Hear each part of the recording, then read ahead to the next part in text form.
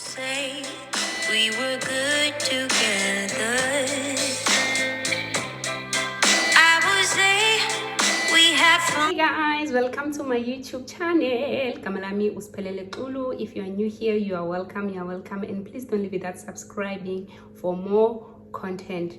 And if you are a returning subscriber, muntu wami ngenithanda for the continuous support. And yes, we are on the road of 1,000 subscribers. Please share, like, and comment, and subscribe. Don't forget to subscribe, guys. It's very important, and it's also going to help me.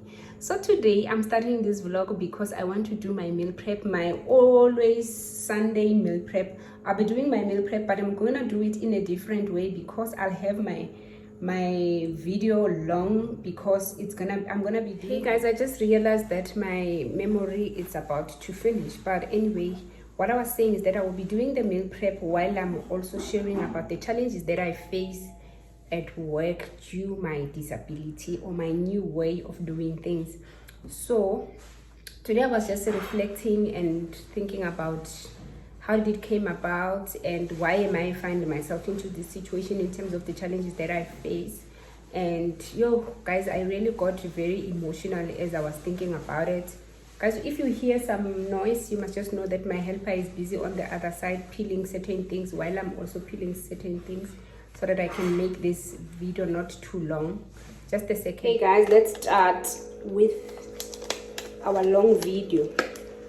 Okay guys, I got these gloves at this camp. I'm just trying to use them for peeling and cooking because most of the time when I'm peeling and cooking, I use so many spices that ruin my nails. So I'm trying these ones for the first time, so let's see if they will work for me. It looks like they will work, but I've seen some black ones. I don't know where to find them. If you know where I can find them, please help me so that I can use them. Let's start with the first one and see if it will work for me. So I am doing the meal prep for the whole week, which I normally do. If you are new here, yes, this is what I do on Sundays. I do meal preps for the whole week. It saves my time, it saves some groceries, and then at least it helps me to save a lot. So the reason that I'm talking today about my challenges that I face at work is on the basis that, this weekend, it's a long weekend because since Friday we were not going to work, and on the very same Friday, my family had a reunion at Dobsonville, like in Soweto, but I didn't go. So I've been indoors since the long weekend. I can't say it's because my driver is not around, but it was just a short notice for me not to go there. But this is not the story I'm coming to share today. I am coming here to share about the challenges that I face due my disability, my new normal. Remember when the COVID was in, we used to say it's a new normal. So this is my new normal. I'm now using a wheelchair. I'm no longer running. I'm no longer moving around by myself everywhere. So I use the wheelchair because I suffered the stroke in 2019. But that's not the case. There's no story for today. Today I'm just coming here to share about the challenges that I face at work. If you don't know, I am working at the university as a residence manager. I've been here since 2009. Working as a residence manager. Love what I do, love my job. I can't share or give to anyone. I love what I do. I love working with students. I love what I'm doing. I am really obsessed with my job, and my job my job is mainly administrative work. Actually 80% of my job is administration. So I administer as I manage the residents, most of the things that I do, they are mainly around the paperwork. The good thing, or rather fortunately, when I suffered the stroke, the only problem that I faced is me not being able to move around, but at least I can still type, I can still use the computer, I can still do a lot of things that I was actually appointed for, which is to work at the residence as a manager and making sure that everything at rest is being run smoothly. The rest of the other things that I used to do that I love the most, actually the things that made me want to work at rest, is the things that are physical. As much as they are not part of the job, but at least it comes with an advantage if you know how to do them. So those are the things that I can say they kept me here, and those are the things that I love the most, like physical stuff, because I'm coming from the background whereby I used to act, I used to sing, I used to dance, I used to all these nice things that most of the people don't like, but I love them. They are my hobbies, they are my interests, and I also love developing students, which is one of the things that keeps me here. Those are the things that makes me happy here, and really I cannot trade this to anyone. I love what I'm doing when it comes to student development. Ne? So, but what are the challenges that I face here at work? Okay, I'm gonna come back very soon. Coming back. Okay, I'm back. So we can continue. So basically, if maybe I can give you a brief for those who doesn't know what does rest manager means. If you are managing a rest at the university, it includes you doing some activities, some developing students. It's not like you are being a matron just to looking after them, whether they are sick or whatever. No, it's part of it, but mostly that's why you need to have a diploma or a degree for you to do the job that I'm doing, because at least there's certain things that you need to teach your students, and that's my main passion, what keeps me here. So if you are working at the residence, you have to stay there. Your contract states that you must stay indoors. Yes, I have a house. It's in the neighborhood, but only my tenants are staying there. I'm not staying where my home is, but I'll share a story how I got my house and why I'm not staying there. But I've already told you I'm working at rest. So if you are working at rest, you have to work and stay at the university. Your contract forces you to stay where you are working if you are working as a residence manager. So I think now you have an idea. So what are the challenges that I face on a daily basis? It's mostly about the infrastructure, you see. So when I started working here, I was running and walking. I love saying that. I used to run, I used to walk, I used to do things by myself, driving myself, doing this and that, getting into all the facilities that are around for myself. But now, the challenge is that now, since I suffered the stroke, things have changed. I'm no longer doing the same things that I used to do by myself. I have to always find a way to get into different spaces. I'm gonna go and watch this, but before I stop with this topic that I'm talking about regarding the infrastructure, imagine if now you used to go to a meeting and you walk in, no problems, but now you are using a wheelchair. The entry to the boardroom is not accessible. There are stairs. The bathrooms are not suitable for my wheelchair, because obviously probably the university didn't think about it before, and I also didn't think about it, and I can't blame them for that, because probably it's something came as a shock. Nobody was ready for it. Nobody was actually thinking that or being proactive about it, including me.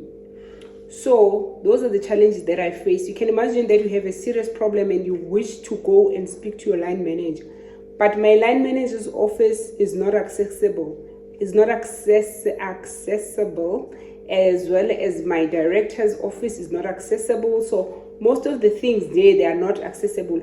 You know, when I go to the hotels and everywhere, and then when you see those signs, that's the emergency exit sign when they say that please don't use the elevator in case of fire or whatever. So because I'm an overthinker person, I always ask myself that what will happen if now I'm in a hotel or even at where I'm actually working. The good thing is that I'm actually at the first floor, but if it happens that maybe I'm in the ground floor and then now there's fire, what am I gonna do? Those are the things that I have to think about to say, hey, what will happen to me if there's fire and then now I need to quickly go out and I'm on a wheelchair? The only way for me to go out, it would be possible when I'm actually using the elevator. How am I going to do that? So I'm just saying these things so that these are the things that I overthink. What exactly happened to people who are in a wheelchair and they have no, if it happens, because God forbid nothing is going to happen in this particular environment where I'm in, but I am just saying to you that the access and the other things that might happen to me, they really bother me at work. And I'm also saying this so that you can also start thinking about it. I'm sure you have a person in your environment who is probably using a wheelchair, and then think about those people. How would they get out? I know some buildings have some way to help people who are in a wheelchair during that situation, but it's not clearly stated. You can't get into a hotel and then they tell you that because you are in a wheelchair, if in case of fire, this is what you're gonna be doing. Even here, nobody has ever told me that in case of fire, what are the things that I'm supposed to be doing.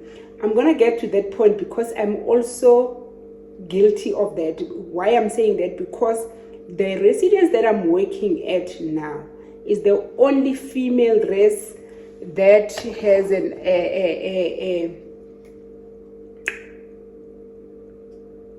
rooms or bathrooms or even the entrance that has an access to wheelchair users. So I'm also guilty because I have never actually told my students who are using wheelchair that in case, as much as we put them at the ground floor, but they are not obviously supposed to be only staying in the ground floor. We also need to move around. We also go to lower ground, go up. If you're a manager, you have to go up and down.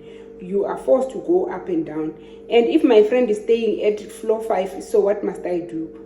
In case that I visited my friend and then now, because I remember there was a day when one of my students who was a wheelchair user, she was actually visiting a friend upstairs, and then the elevator just stopped, and then it was broken, it was damaged, it was just out of order for that particular point, and I had no idea what to do. And I understand when my line managers or people that are supposed to support me at work that they don't have ways or they don't think about it. I've done that. I'm also guilty of that, but it's really, really painful. Okay, let me go and watch this. I'm gonna come back and talk about probably how did I manage to get myself into a better state of mind. And that was during COVID. I'll be talking about what did I do during the COVID. Nah, I'm gonna talk to you now. Let me go and rinse this. Okay, I'm back. Before we can actually speak about how did I train myself during COVID, let me firstly indicate or finalize the accessibility of areas at work. So basically, number one, my res, as much as a wheelchair friendly residence, unfortunately the elevator in this residences, it goes up until floor 5, so which means that I can't access floor 6. The lift only ends at floor 5. That's number one. Number two, then it's a matter of I love soccer, so for me to just go to the stadium at the university, I just can't easily. I have to explain myself why I want to use this kind of entrance, because the entrance of the stadium is mainly for VIPs. So I find myself being a VIP even if I'm not a VIP for that particular event. But now I have to explain myself, that I have to explain. It's so bad to always explain yourself for the access for such things. And then the boardroom, like I've just explained, the boardroom is what you are using and for our physical meetings. And unfortunately, on the entrance of the boardroom, you can't just drive in with your wheelchair, and there's also stairs, and even our bathrooms, they are not wheelchair user are not friendly for wheelchair users. So those are the challenges. So you just have to be, when I go to the meeting, I always have to think about, now I must call my friend, which is God is always being available to help me, but really it's not fair for him. So when he's not at work, maybe he's on leave, so I have to ask everyone else to say, guys, please help me. Yes, some of my colleagues always willing to help, but it's unfair even for them to keep on picking me up, helping me getting inside the boardrooms, because it's possible to actually have a ramp in that boardroom. But unfortunately, I don't think that the fact that some people are still helping me, but most people can change one day and say, oh, we are tired of this situation, and then what am I gonna do? The good thing is that I'm one of the friendly people at work, and they really supportive. My colleagues are really supportive, but I really don't want to put them into that situation for them to think about, now I must go and pick that. My wheelchair is very heavy. Trust me, if I say that my wheelchair is heavy, try and pick it up alone, then you will tell me about it. It's very heavy because it's an electric one, and it's very user friendly to me. But when it comes to such situations whereby I have to stand up and walk up and walk up maybe on the stairs, it's a problem for people, because now they have to pick it up so that I can use it. Even if I can actually go inside the bottom with my walker, but now the problem is, now I am pressed and I want to go to the bathroom, but how am I going to do that? And most of the time, when we are pressed, you want to really help yourself immediately. Sometimes I'm so used to not to just go and pee every few minutes, and sometimes it's because I'm in a meeting and then I'm thinking about the issue of now they are talking about the point that I want to contribute or want to hear more about, but now it's gonna take me long because now I have to use my walker. If I'm using a walker, it takes even longer, but if I'm using my wheelchair, it's faster, and it actually more better than just using a walker, standing up. And my walker is loud, so it also going to disturb the whole meeting because my walker is very loud, by the way. But I'm just giving you some of the things that with this kind of situations, you really to be a planner. Because if you don't plan and you think about where you are going, and then by the time you get there, then you realize, oops, there's a challenge. It's like when people are inviting you somewhere, you have to ask them, is the place that you have actually booked, the place that you want me to come, does it has? Because most of the people don't think about those things. Personally, even myself, I never get to think about those things because I was never been into such situations. But now it has opened my mind. Maybe God just wanted me to take serious on this job that he has gave me, which is working here in a residence where some of my students are able to use wheelchairs. And maybe God is just wanting me to know so that I can also take care of them, because they're really facing more challenges than I face. Ne? But as Kolapa, I was just talking about the access and the areas. So when you're going to a meeting, you always think about it. But okay, where is the meeting? And then by the time you realize you've already RSVP that, yes, I'm coming, I'm going to join. And then you are also thinking about, by the time you've already said that, and then you think about, I haven't been there when I was using the wheelchair. How am I gonna get there? So you have to think about those things. So the good thing is that sometimes I have people who really always willing to help, but those are the challenges. I don't want to put other friends of mine in those situations whereby they always have to help me. I just don't like that. So going back to during the COVID, okay, the back story is that I suffered the stroke in 2019 and I was hospitalized for about 5 months in hospital. And so it means that maybe the last time that I was discharged was in 2020 February. That's the time that actually I left the hospital for maybe the longest time. But after that, I kept on going back and back for different reasons. But during COVID, obviously, I think COVID started in 2020 March, around the 26th, when the people were supposed to leave the rest and everybody gone. Just that's a backstory. But for me, COVID-19 and the lockdown, it really helped me to be the person that I am today, because it gives me so much opportunity or the chance for me to heal and go back to be myself and so it really helped me. That time really helped me a lot.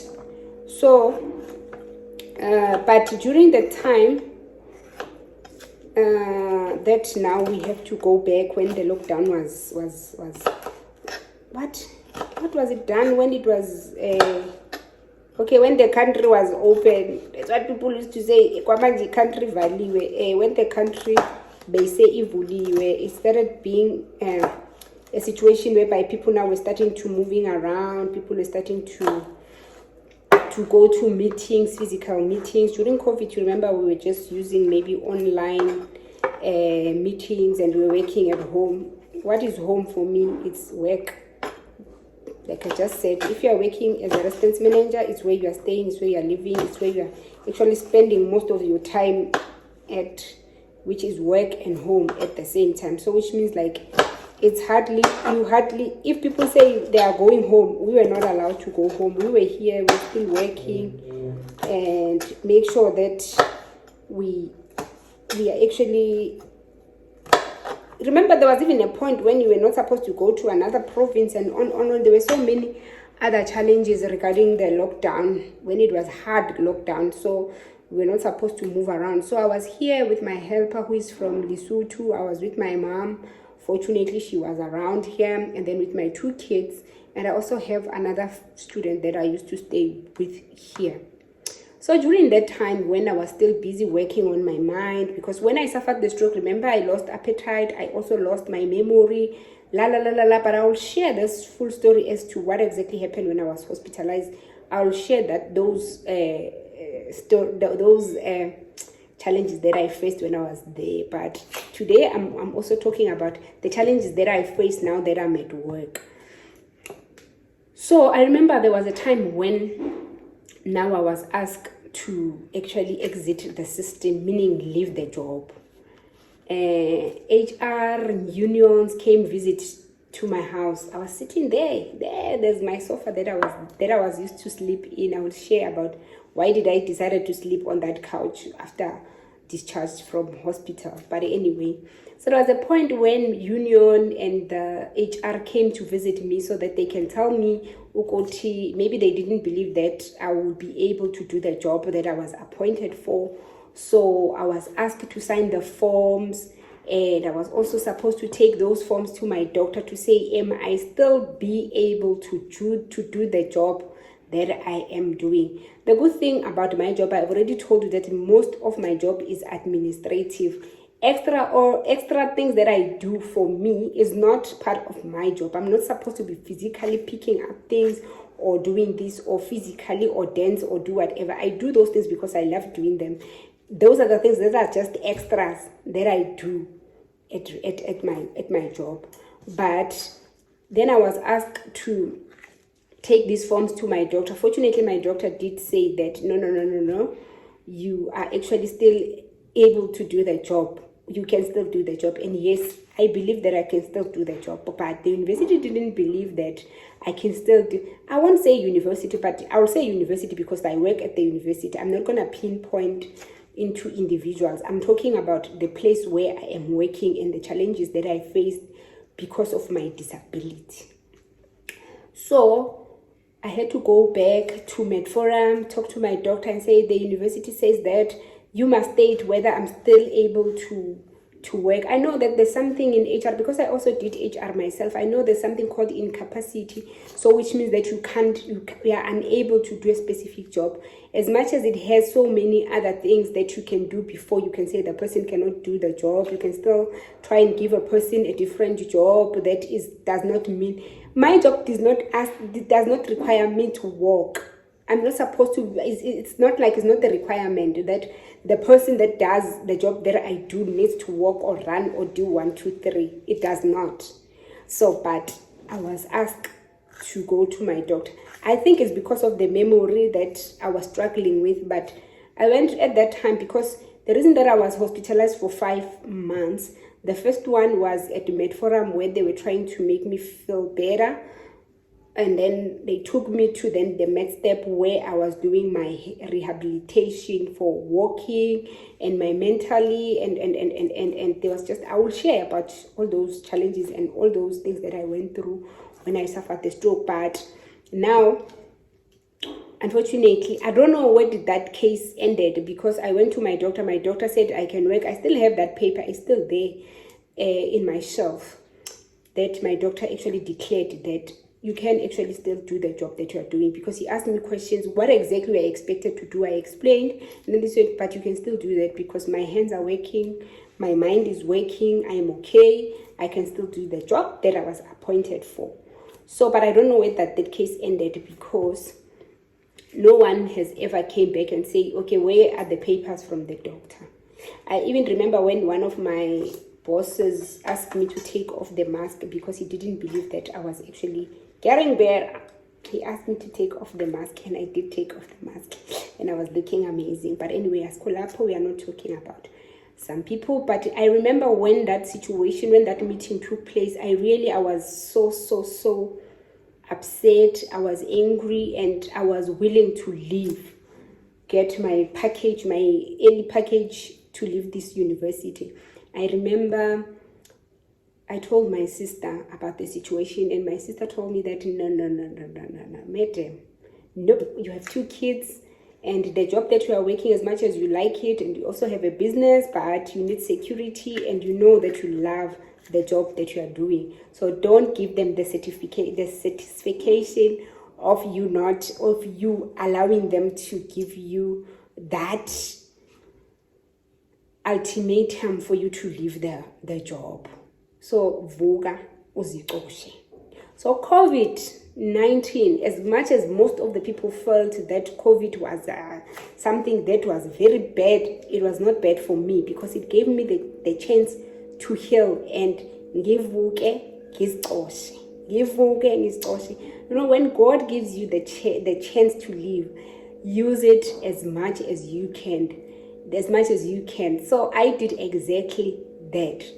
So, but this is not the only challenge that I face regarding me being asked to leave the job.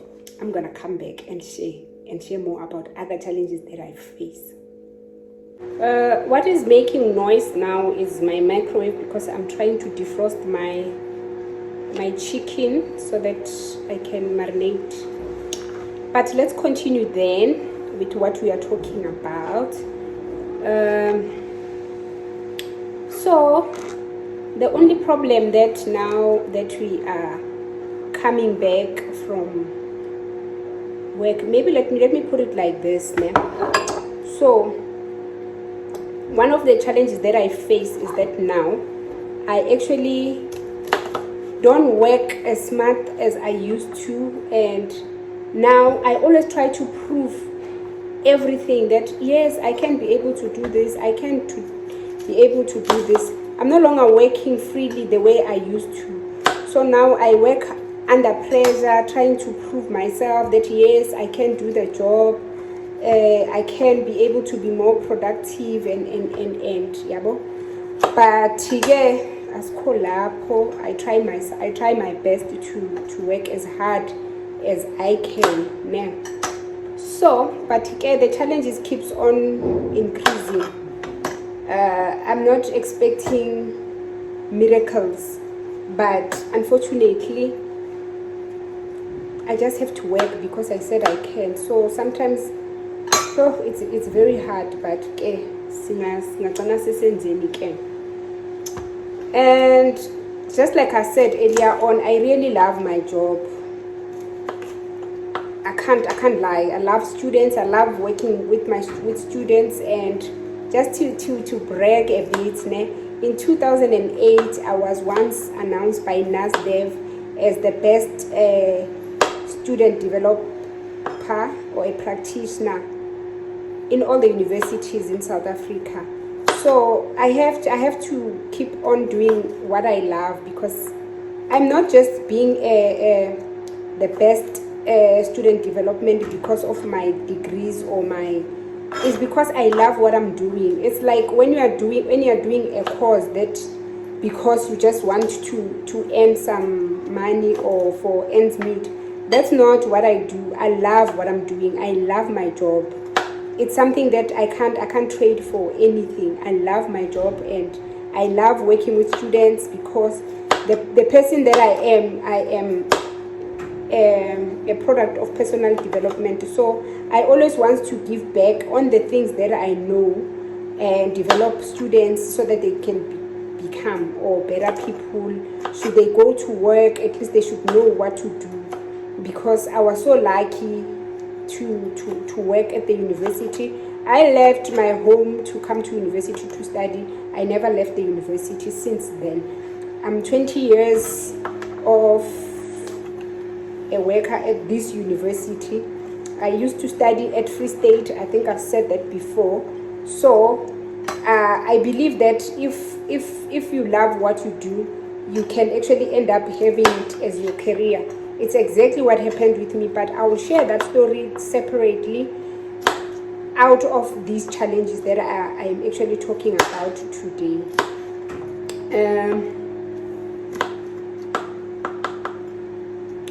I want to check some of the notes. You know, when I journal most of the things on the basis that at least it helps me healing. So I don't want to speak a lot. So I want to check my notes so that I don't ramble and boring you. I know you're not bored, because surely you always wanted to hear how do I survive. I survive. Definitely I survive. And there's so many things, man, that my colleagues are really helpful in so many ways, but obviously they also don't know certain things or some of the needs that I need, because I also didn't know what I need at some point. Should I become a wheelchair user? So I don't expect so much from them, but yeah. The only thing that I can actually mention is that when we then come back from COVID, we started attending physical meetings, and this is where I realized that my boardroom is not user friendly for me. So, but you know, I always explain myself and actually have to tell my bosses that I really need that we do the ramp, so that I don't have to wait at the door waiting until someone comes so that they can help me to enter the boardroom, you see. And I'm one person who always wants to come to the meeting 5 minutes before the meeting starts. So some of my colleagues, because obviously they don't think about, when I get there, what's gonna happen. They just have to go there. They can come there for 5. It was one of my alarms that are disturbing. So I was just saying, Uti, everyone, when they go to the meeting, they know that I'm just gonna get there, I'm gonna open the door, I'm gonna get in, and then everybody plan their time. So they're not gonna be planning about me. Okay, Konje, we must go there early so that you can help Sphelly, so that you can be able to get to the meeting. So those are the things that I faced. Those are the challenges that I faced, to think about. I have to wait for someone so that they can help me to get in, And I remember there was a point when I really wanted to cry that day, because the meeting has already started, and not that the meeting has started, but people were already inside the boardroom when I came. And I waited, I started shouting and say, hey, hey, and I didn't know who was there. And people couldn't hear me because it's too far from the door to the actual boardroom. So that was really, really painful. And I remember even there was a point when the first meeting that actually got me very emotional. It's when we were supposed to attend in one of the residences, and one of the residents that actually does not have a good access for someone who's using the wheelchair. So what happened is that now I came, and to get inside I was helped by the security guard. And you know, when people don't even know how to help you, we also don't know what you want them to do, and what are they, how physically strong that they can help you to actually, you know, guys, it's just something else. But one day you know what I'm talking about, through my story, when you are actually faced with such challenges. So now I get to that race and I can't get in, and the only person who's at the reception foyer, and it's just the security who's also supposed to do the job that she's appointed for, not to actually carry people with wheelchairs. So now I get there, and then that was very emotional, because that was the first time that I really faced such challenges and understand exactly my new challenge, how bad it is. So I got there, I can't get access. There's a turnstile. Turnstile is those gates where you just swipe. My wheelchair is big, it does not fit on the smaller area where you can actually get in. I had to stand up so that they can close my wheelchair. I had to teach them how, and I can't really show them. I don't know how to explain on what exactly they must do for my wheelchair to be closed. And guys, that was really sad. I'm telling you, that was my saddest moment. But you know, since that day, and then we started going to boardrooms and attend our meetings, and slowly but surely I tried to explain, okay, these are challenges that I'm facing, and please, can we just try and change some of these things that can help me to be able to do the job that I'm asked to do. And every time I'm thinking about that, and it always goes back to that day when they say that I must leave because of my challenges. Maybe they didn't say that I must leave, but the implications of what I had to do to go back to the doctor, it was actually saying exactly that I can't do the job that I'm currently doing. So it can only mean that it's either I'm exiting the system, or probably, because they never gave me any option to do a specific job than the job that I'm doing, because the only job that I could do was administration, and administration is part of my job. It's actually 90% of the job that I'm supposed to be doing here. So which means that really, according to the employers, I was just not good enough to come and work here. But since then I started asking them to, can't we just get the ramp, can't we just get a better access for me, and what. But it's 2023 now, nothing has changed, except the only things that have changed here are very few, but I'm grateful for them, because before I could even come back, I remember I asked one of the coordinator for maintenance to come and check at the hospital, because they wanted to know, where do I stay, what are the things that you're gonna need now that you are leaving the hospital. I remember I asked one of the coordinators, he did a good job. He came and actually checked exactly what kind of the bathroom that I need. And yeah, there was some changes for my bathroom in the house here at the residence, as well as the shower, because guys, I can't even get inside the bath, and I can only use the shower, but I miss going inside the bathtub. So, but some of those changes were made. Another thing that was changed recently, not even I think it was only done early this year, whereby we used to have a common printer as well as the copy machine. So now I was every time I wanted to print something, I have to call and ask who can go and get something for me to print and so. But the good thing that has just happened is that now the common printer is now here where I am, where I can access easily. I can just print and drive in there and go and get my printouts. So there were things that the university, but I still feel that there's so many things that can be done for me, because I even remember that before even I got the printer, I actually wrote to one of the leader who is working with disability for staff. I wrote to explain myself, but you guys, there's something about me. Though I don't like explaining myself or making myself a victim, I don't like that. But sometimes it's really challenging. When I have to explain myself, where are the challenges that I face? As much as you think that I am a strong woman and whatever, but when it comes to those things, guys, I am really frustrated about them.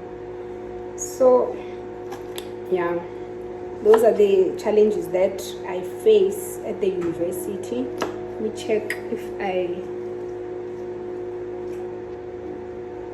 anything that I haven't explained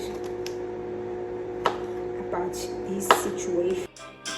I would say we were good together. I would say we had fun, but our trails will never run forever. Something else is on your mind, like everything that's good in life always comes to an end. We are back. Guys, I found my phone look like it's blurry, but hopefully you guys can see me. I've already started cooking. You saw on the other side of the room, I've already been cooking and boiling certain stuff, and I'm also busy preparing tin fish, which is part of the meal prep. And yeah, I'm about to finish with my salad that I'm busy with. My salad is very easy, and let me just share the recipe. I actually cut broccoli, cauliflower. I mix the apple and add the robots, which is yellow pepper, red pepper, and green pepper. And then, did I say I add broccoli? I also add broccoli, and then I season it with aromat, and then I add plain yogurt and a bit of mayonnaise. You're gonna see it as I do it, but I'm just sharing so that, because I hardly share my recipes and the things that I do, but hopefully this is gonna help. This is my cut cauliflower and broccoli, and then I'm adding the apple here. And then you saw me earlier on, I was cutting the peppers, which I'm gonna add them here as well. I think I need a bigger dish for this, which I'm gonna do very soon. Here are my peppers. See, just colorful. My son never loved broccoli and cauliflower, but now he is the fan, because this is how we eat it now in the house.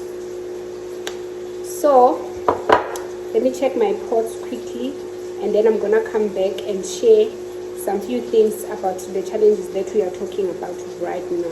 I'm coming back. We are back. Remember, I did tell you that my scotolo is not big enough for my salad. So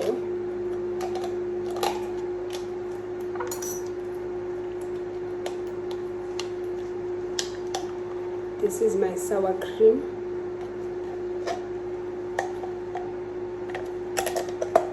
For my salad. And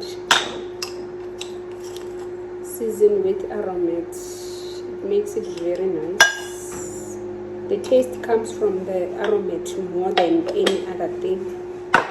And then we put this yogurt and herb.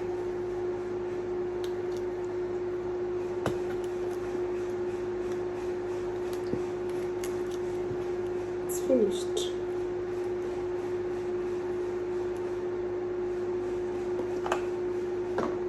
Then we add mayonnaise. The taste also comes from this, I believe.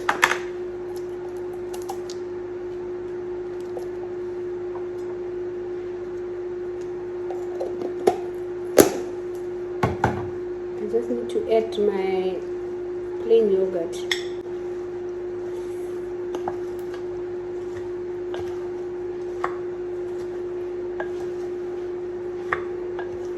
Then I add a plain yogurt, just to avoid to pour a lot of mayonnaise, because mayonnaise has omega-6. It has its own oil, so we don't want a lot of oil, but at least just for taste we put a bit of mayonnaise. So my salad is done, so I'm gonna be focusing on making mince and curry. This is how it looks. Let's prepare the sticky wings, I guess. I'm just gonna put aromat for taste and add spare rib sauce, and probably, yeah, we'll put this. This thing makes chicken very nice, yo.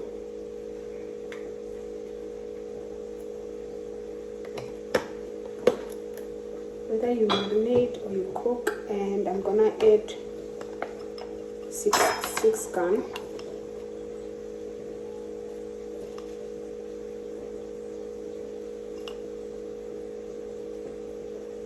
But use 6 gun. Let me put white pepper, a bit of it. Sure. Oh guys, I just realized that when I'm talking and cooking at the same time, it's taking a very long time. And probably I'm not gonna be speaking, but I'm gonna make a voice note so that you can understand exactly what exactly happened. Basically, the last thing that I spoke about, it was access, infrastructure, and all of those. But now let me talk about how did I get myself back to being the person that I am today. During the COVID, I started reading a lot of books. I work on myself. When I'm talking about working on myself, I work on my health set, my mindset, my heart set, and soul set. And there is a book that I read that really, really kept me going, which is a 5 a.m. Club by Robin Sharma. If you know that book, you can use it. It's one of the powerful books that can help you and set yourself. So when you talk about health set, basically I started eating very well and went back to the products. I ate the product as if the life depends, and my life depends on it. And then I started exercising and doing. So when I woke up in the morning, there's something called 2020 formula. This is where you have your victory hour. It's between 5 a.m. until 6. So it's the 320 minutes of each. It's 1 hour. So what you do is that the first 20 minutes you exercise, and the second 20 minutes then you work on your mind. So it means like you learn something new that you have never learned before. You develop your mindset, you read a book, you do your affirmations. And then from there you work on your heart set. Heart set, it includes you when you are actually doing your you are grateful for this and you thanking God for the things that he has done for you. You look into everything that God has done for you.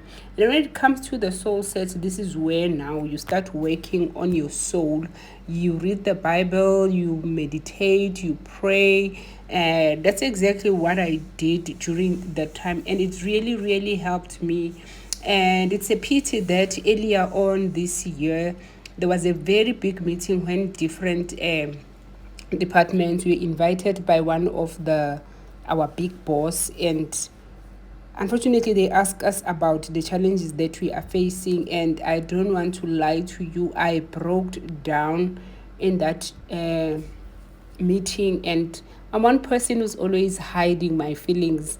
I don't think that I hide my feelings, but because maybe I'm coming from the background of art, so you can change your characters. So that's what I normally do when I share my story. Actually, just to be honest with you, I share my story as if I'm talking about someone else, not by myself. But okay, that's what I do. But if I'm really talking to people and pouring my heart to people, this is where I can't hide my feelings. And yeah, and just to come back to tell you that, guys, I love what I do. I love my job. My job is not stressful, but I love what I do. It's just that I wanted to share these challenges when it comes to me being having a disability, something that I never had before.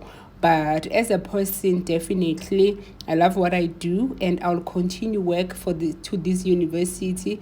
I've never worked anywhere except for this university, so I love it. I love it so much, and I keep on saying to you that I can't trade my job. I love what I'm doing. Thank you for listening to me.